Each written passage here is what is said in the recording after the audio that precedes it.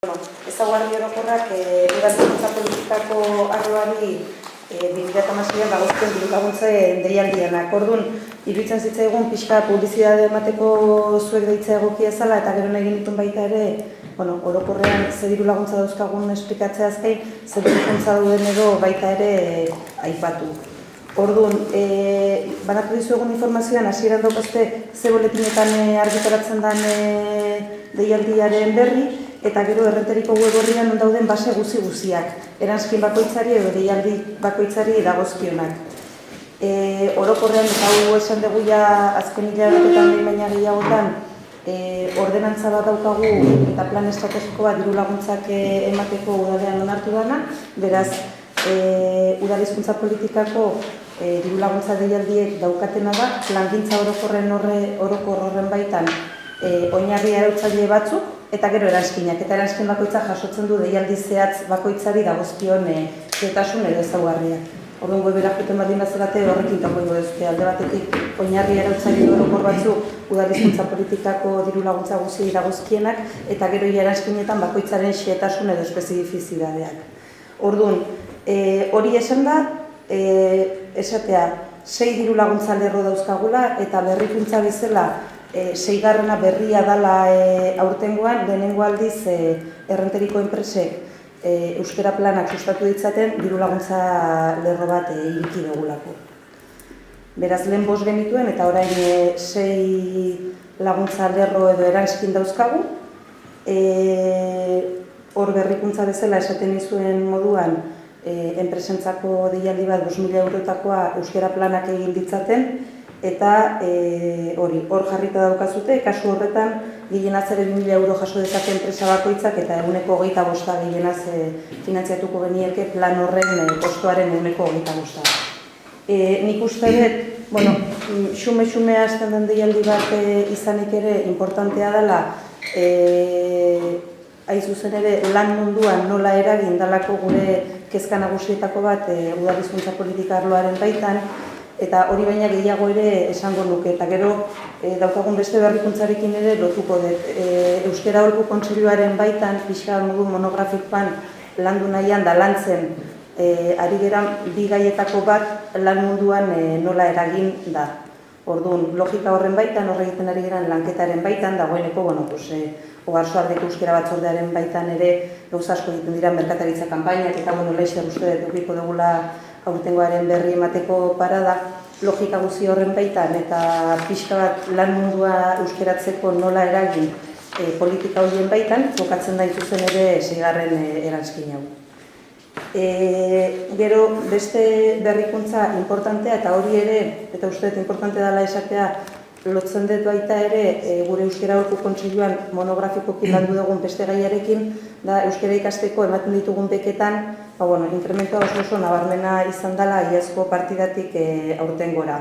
Eta hori zergatik, dakizuen bezala pentsatzen dut, aurreko 4 urtetan Diputazioan egindan euskara teknikari eta euskara arloen sarearen udalekinen baitan hitz egin delako asko, doakotasunerako bide bat egin behar da nire, zau da, euskara ikasteko bekek ezote duten eguneko egunean kostu hori ikasleari sufragatu edo ordaindu behar. Orduan, guk 2015-tik 2016ra egin duguna da, baita ere bide horretan, 55.000 eurotatik 65.000 eurotara igo partida. Hau da, eguneko 54ko igoera bat eukidu, udalak herritarrei eskaintzen dien diru kopuruak edo diru poltsak euskararen ikasketa beraientzat ez dinen grabosoa izan edo merkeago atera dadin. Eta pixka bat aldaketa ere hor badago, alde batetik kopurua igo dugu, eguneko 44 batean 45-tik 65 eta gero irizpideak ere aldatu dira. Orduan, asistentzia eta aprobetxamendu egokia duen edozein ikasleri eguneko 50 itzuliko zaio, matrikularen eguneko 50, lehen eguneko 25 zan, eta horrek ere alde handia dakar. Joateagatik eta behar bezala asistentzia egoki bat eta aprobetxamendu egoki bat eskaintzagatik eguneko 50 itzultzen dizute. Eta gero gainditzen dezun maila bakoitzeko maila bat gainditzen badezu, 130ko deskontua edo diru itzulketa edukiko zenuke. Orduan 180 ariko minake hitz egiten hori da. Orduan doakutosuneko bide hori aholku kontseiluan debatean daukagun zerbait da, azkenengo bilera ingenunean monografikoki pixkat ditu ginen horri buruz hitz egiten, eta segi behar dugu ikusten aurrera begira nola. Baina 15-tik 16ra 154ko igoera, asistitzeagatik 125-tik 50erako saltoa itzultzen dizuten diru kopuruan, eta gainera maila bat gainditzen badezu, 130ko itzulketa ere, 180 artekoa.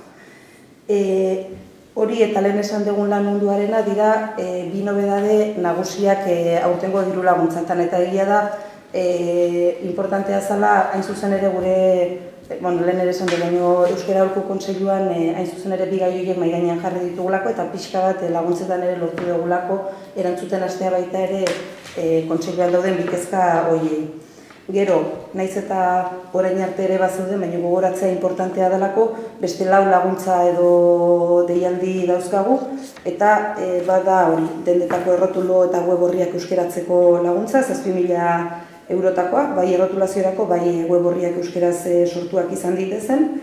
Gero, sustatzen da bai Euskal Herriko Unibertsitateak edo UEUk egiten dituen ikastaroetara, euskeraz diren ikastaroetara herritarrak joan izatea, eta hor 2.000 euroko diru laguntza bat edo deialdian 2.000 euro dauzkagu kursegitara joan nahi duen pertsonak ere bere matrikula doainik edo deskontu batekin eukidezan.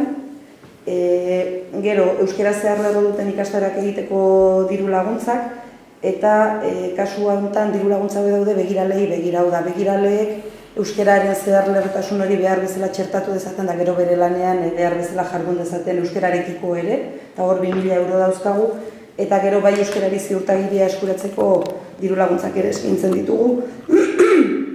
Esan beharra dago bai euskarari ziurtagiria ere, lan munduarekin ere lotzen dela edo lotu daitekela, egon daitezkelako komertzio denda edo enpresak ere bai euskarari ziurtagiria daukatenak, eta kasu honetan hor 4.000 euroko diru laguntza daukagu.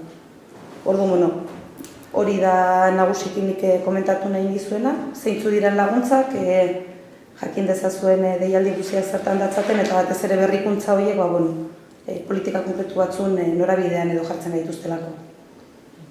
Nire galderatxo, ezakidatu izango duzun zenbat ikasle gutxi gora bera, ezakitu 2015an zenbat eskatu zuten daka sistema euskara ikasleagatik. Kopuru hori... Eta bestea, bai euskarari ziurtagiriarekin bat egin duten komertzioena. Baldin badaukazu, aukera baldin badaukazu. Hori hori adibidez buruz ez, eta hori batzorde politikotik pasatzen dela zerrenda, suposatzen ez dela isa, datu batzuk.